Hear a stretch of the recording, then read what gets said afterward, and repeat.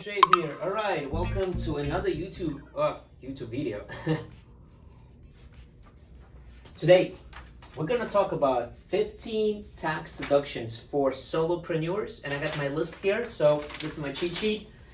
15 deductions for solopreneurs, but really all business owners, right? So regardless who you are, watch this video. This is awesome. I'm also going to talk about the QBI deduction, something that was released as part of the Tax Cuts and Jobs Act. Super, super important for you to know this, and making sure your accountant is not messing that up on your taxes.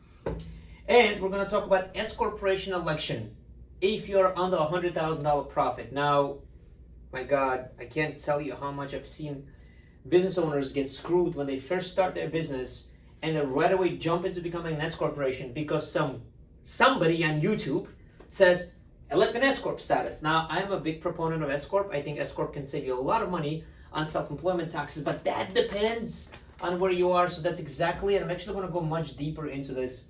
I really want to educate as many business owners as possible what a mistake it is in most cases to elect an S corp if you're making under $100,000. Okay, so with that being said, let's dive right into it.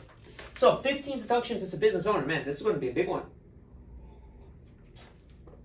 Let's start with marketing costs, right? So what do we have? So what is marketing costs, right? First of all, before we get into that, I want to define something for you, right? So section 162 of the IRS code, I don't know why I'm writing like this. The section 162 of the IRS code says that the expense has to be ordinary and necessary. Okay? In order for expense to be deductible as a business deduction, it has to be ordinary and necessary. I want you to pay attention to this, okay? I really want you to pay attention to this. I'm not teaching you a tax course. I'm teaching you a tax hack. Listen to this. Expense has to be ordinary and necessary. So when you have an expense that you cannot deduct for the business, whatever it is, it's a personal expense, never assume right away that's it. It's not, you can't write it off. Instead of asking, what is tax deductible? Ask, how can I deduct it? Make sense? If you classify your expense something that is ordinary in the course of the business, in the same industry that you're in, and it's necessary for you to produce your income, right? Like, is the expense ordinary in your industry? Is it necessary for you to be able to produce income, right? Then that makes it deductible, okay? That makes it deductible. Now, sometimes you will come across an expense that you cannot deduct, okay? Sometimes you'll come across, but then instead of that, be like, okay, how can I make it deductible?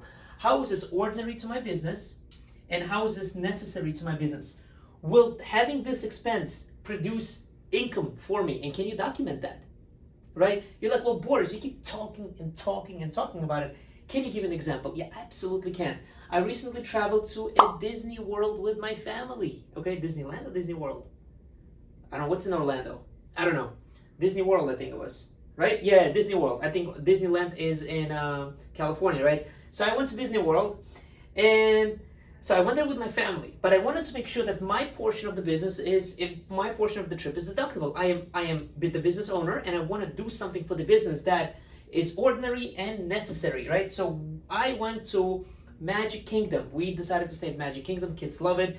It was my daughter's 5-year birthday. This was this past August. We're like, all right, great, let's go. It was a last-minute decision. A week before the trip, we booked one of those cabins they have.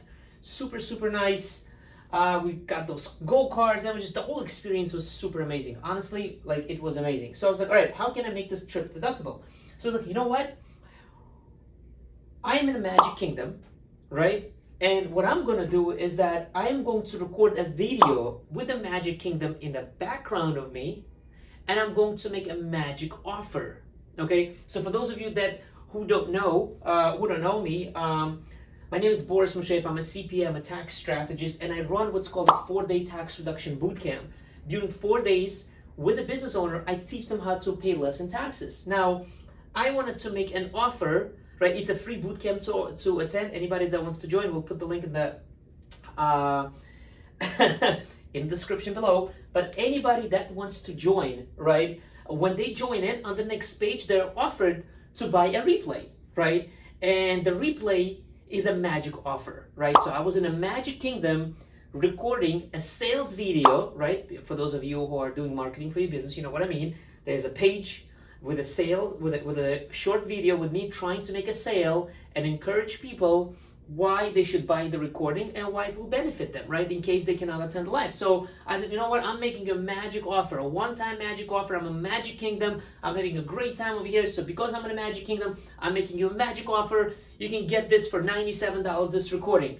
Is this expense ordinary? Well, the fact that, going to Magic Kingdom might not be ordinary, but is marketing ordinary in my course of business to do something like this? Because I run a lot of marketing campaigns.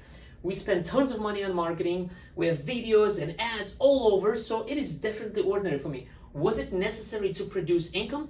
Yes, it was. We produced income and we sold a lot of bootcamp recordings for those people that couldn't attend live. So was this an ordinary and necessary expense for me? It was. Was I able to deduct my travel, which we traveled by car, by the way, because we were staying in the summer in Miami with a family, and then from there we drove to Orlando. So my car travel, my stay at the hotel, and my ticket to Magic Kingdom for that one day that I was there, that I needed to shoot that video, and my wife and I spent like a long time trying to shoot a video. It was noisy, it was background, so we really were working while the kids were hanging out in the background doing whatever they needed to do, and we were there working, shooting the video, reshooting. Why? It was ordinary and was necessary. Produced income, definitely produced income. We sold a bunch of recordings.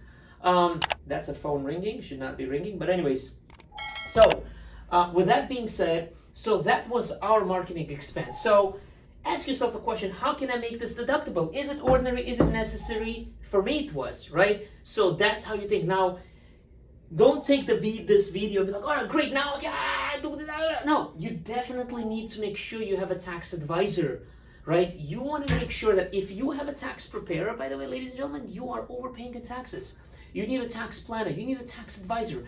Tax planning needs to be done yesterday. Imagine if I'm coming, a regular business owner, not a tax professional that I am, coming to do my taxes, and I'm sitting there in front of my preparer, and I'm like, I owe so much money in taxes. Why? What can I do to pay less in taxes?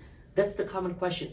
Boris, what can I do to pay less in taxes? Well, the year is over. You did not do proper planning. You cannot go back to Disney and re-record the video. It's done. So what's important? You talk to your tax planner. Super, super important. Okay, so now that we have covered that, right? So, 15 expenses, right? So marketing costs. So you might think, well, marketing costs is as simple as this. That, well, it's not as simple. If I tell you, if you properly plan, then guess what? Right? You can write off expenses. So my travel there was marketing and travel, whatever that is that you want to call it, and that's it. Now, again, I didn't write off expenses for my kids, right? I didn't write off for everything that was spent on them. No, they were not part of the business, okay? It was me, and I just happened to travel with them, okay? So I was able to write that off. Okay, perfect. Entertainment expenses. Can you write off entertainment? Unfortunately, after the passing of the 2018 law, Tax Cuts and Jobs Act, entertainment is not deductible if you're doing it for your staff. For your client. So you take your client out to a game, you take your client out to a golf course. That is not deductible, but your entertainment for your employees can be deductible. That is why we use, we talk about, well, we don't use it personally here. I don't use that strategy. Just didn't get a chance to. But writing off your beach home, right? If you own a beach home and you like to have a beach home, you can make it 100% tax deductible if you use it as an entertainment facility for who? For your employees. So any entertainment for your employees is done. There are certain rules to follow. It's certainly not hard. You want to make sure you speak to your tax planner about these things, okay? Internet and phone. As a matter of fact, IRS allows you to write off your cell phone as a de minimis fringe benefit. I don't know if I said it right. So your personal cell phone, bam, it's a write-off. Any internet that you use for the business, right? Whether you use internet at home for your business, right? Most likely you're coming back a lot from work and continue working from home. Whether you have a home office or not, you can actually reimburse yourself for the internet. You're using it for the business, right? If it's 80%, 90% of the time, well, you can use internet for at home and in business. But if you also have a home office, you can definitely take advantage of that. Travel associated with business, absolutely tax deductible. If the travel is for personal, look for ways to make it business travel. Okay, look for ways to make it business travel. Definitely want to speak to your tax planner about that. Meals when traveling. So here's the thing, right? The thing to know about meals, so where should we write that? So before, oh, sorry about that. So before coronavirus, meals were 50% tax deductible, okay? They are 100% tax deductible if you're traveling overnight.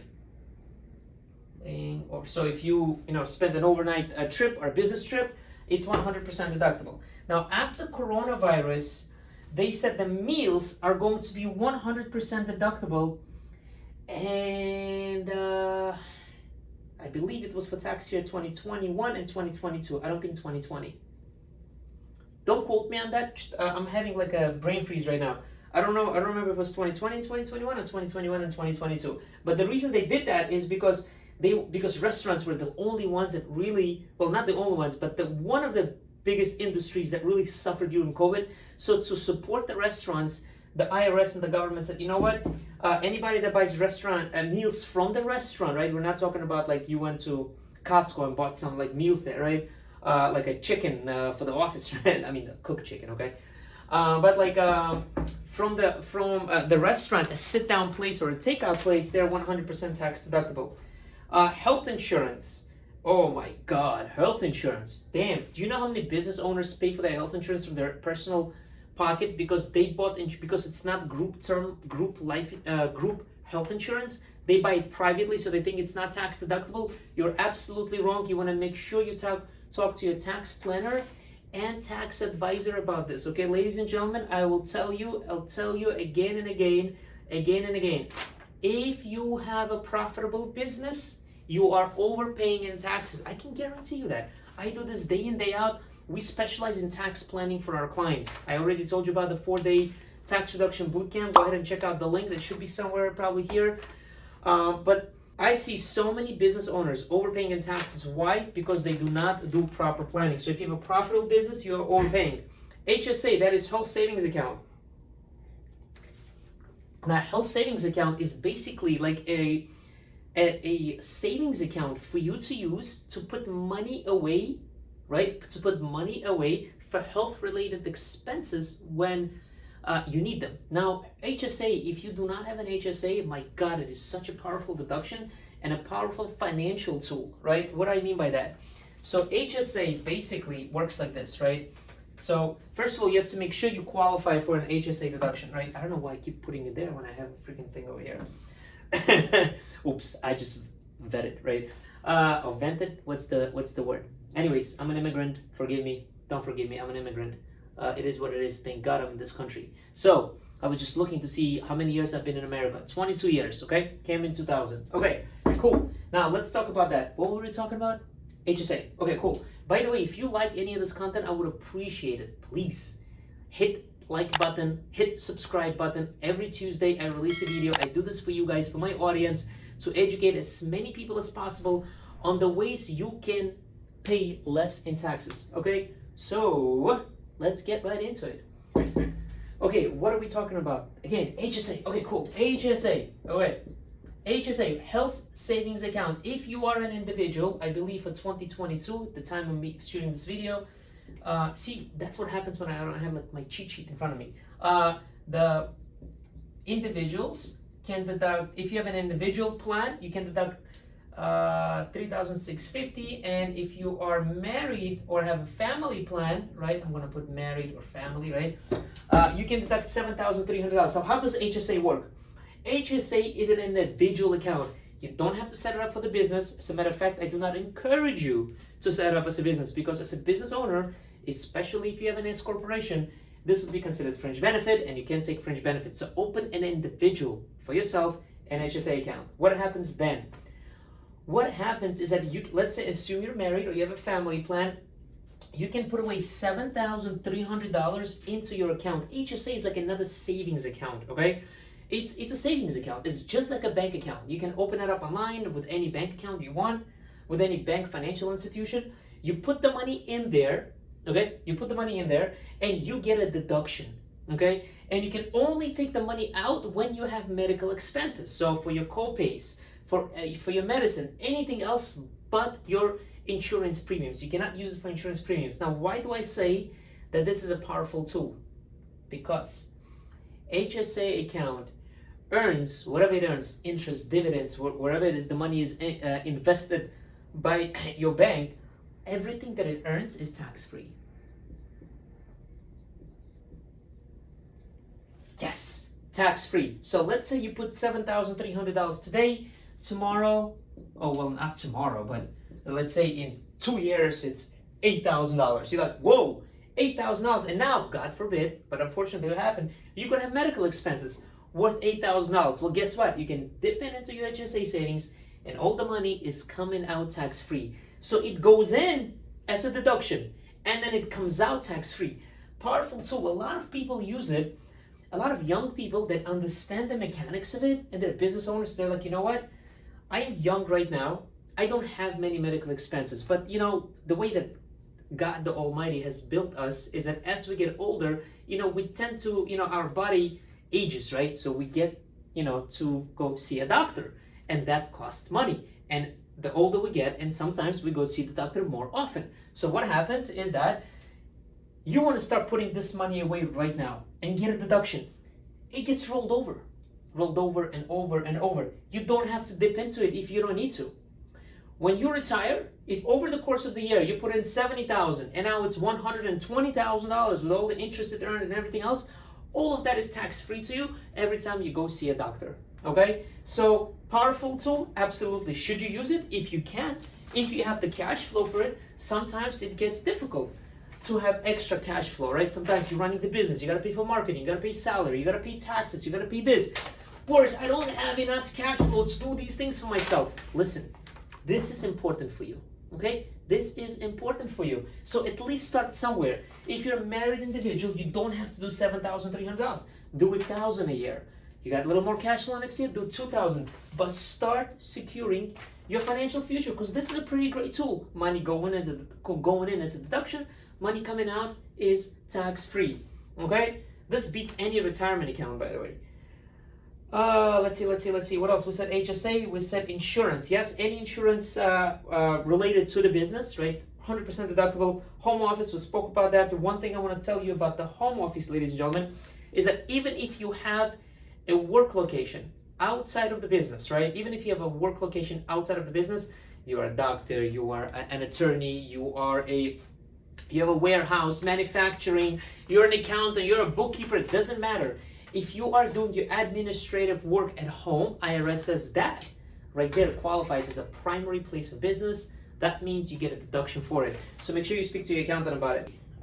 So let's see, we said home office, utilities. So utilities, if you run a business, right, like you have a business office like myself over here, should I show you around?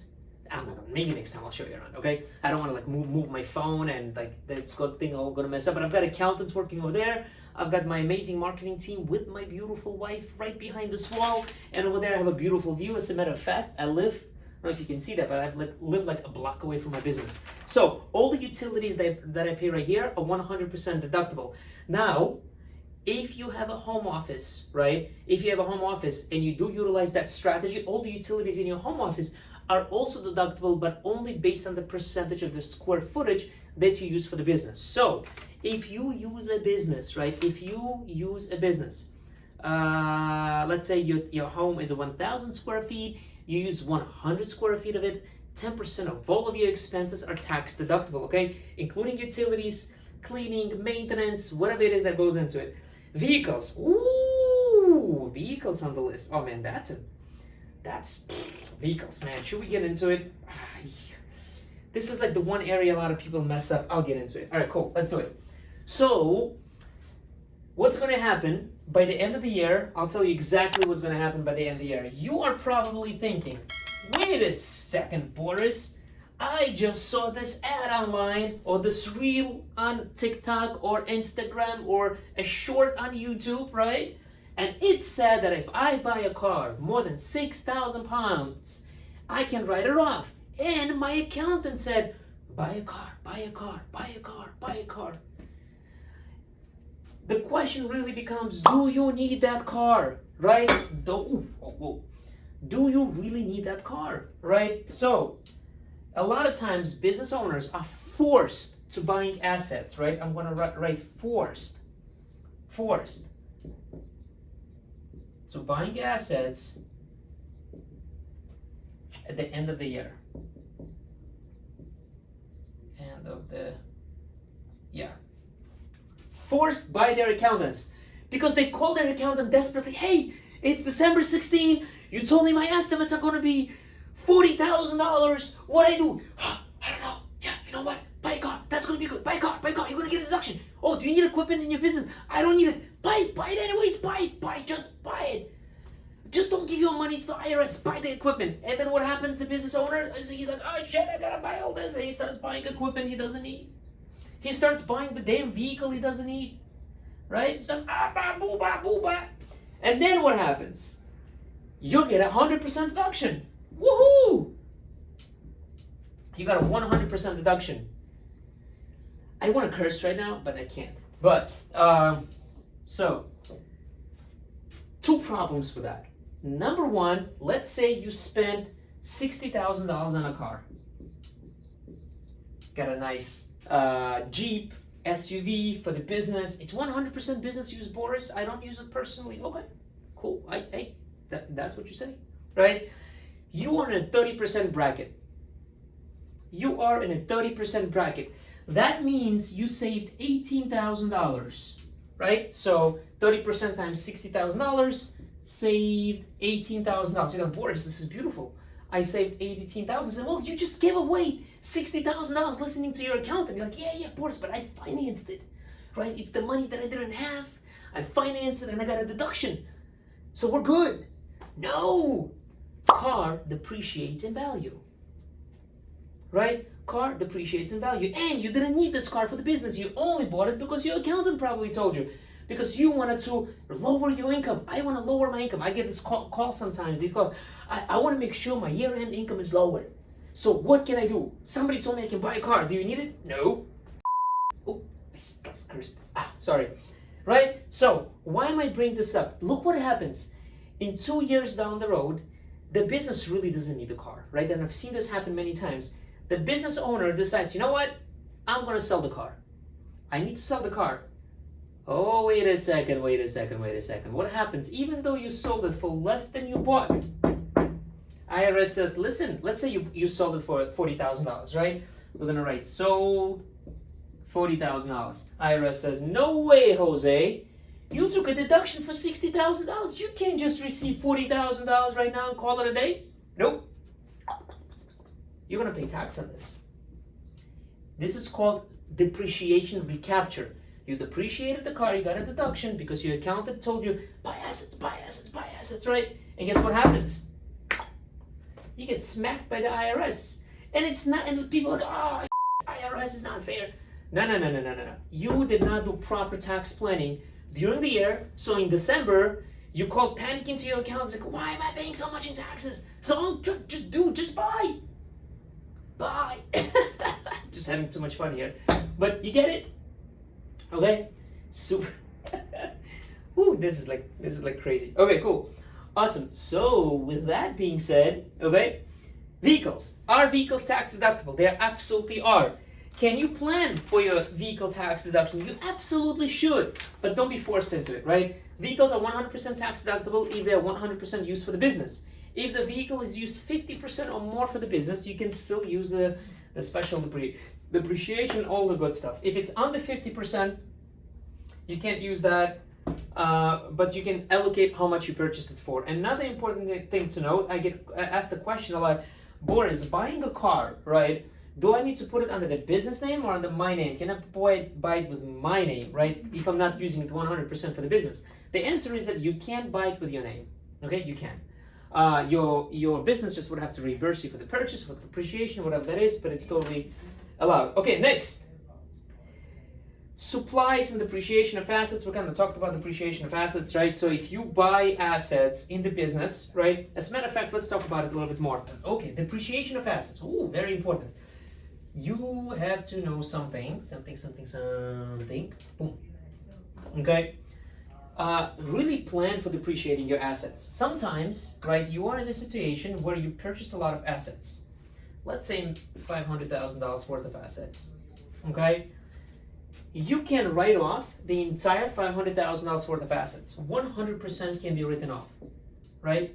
Now, I just want to do a quick caveat. Right now, I'm recording this video in 2022, right? You can take a bonus depreciation 100%. That means you can buy an asset and write it off 100%. In starting 2023, unless they change the tax code, the bonus depreciation is going to phase out, right? Because when President Trump became a president, by the way, I'm not sure if I'm going to have time to record the videos on these two. We'll probably make a separate video on that. If you're watching this whole time to wait for me to talk about number 3, I'm sorry, this video is taking way too long, but I am going to record the video on this. Maybe we'll do it for the next week after this week's release, okay? Maybe we'll call that like a part 2, okay? Cool. So, where was I?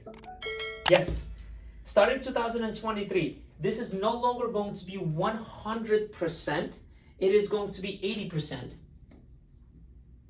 Right? Because when President Trump took office, he said, you know what? We're going to pass this thing called Tax Cuts and Jobs Act. That means we're going to cut taxes and create jobs, right? One of the ways to cut taxes is that if you buy assets in your business, you should be able to write it off 100% of the time.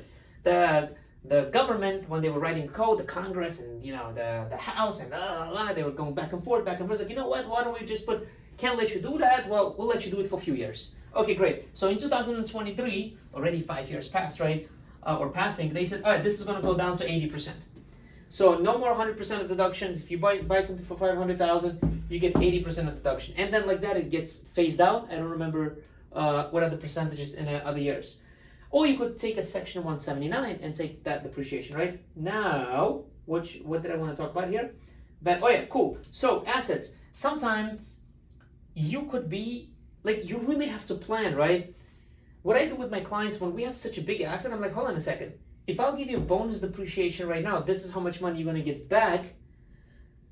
But if you're in a really low bracket this year, like whatever, business just went through some, you know, growth and, you know, they had to make a lot of expenses. But next year they're going to be in a way higher bracket. I would probably not take the bonus depreciation this year because the benefit will be much lower compared to the benefit that they're going to get in the next 5 years on the tax write-off. So everybody's situation is different. I'm not saying that I recommend this to every client like that, but I really plan with my clients. That is called tax planning, ladies and gentlemen. If you have a tax preparer, I'm telling you, you're getting royally screwed on your taxes, okay? So that's one thing. So with that being said, where are we? Yeah, so with assets, that's what I guess that's what I wanted to say. Cool, education. So I'll tell you what. If you have, screw it, we're going to continue.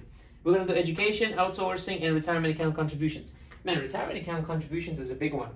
Maybe we should do like a part 2 of this video. I'm thinking right now. Give me a second to think. Yeah, we're going to do part 2 of this video. Because we got education, outsourcing, retirement, we got QBI deduction, and we got S corporation. All right, cool. I'm going to end this video right now, ladies and gentlemen. Stay tuned. The next week, we are going to release part 2 because I am going to continue recording this and we're going to have a part 2 of this video, right? Cool. Thanks so much. Thank you for watching. And if you like the content, please like it, and subscribe to my channel to be notified on the next time the next time I release the video. All right, cool. Till the next time.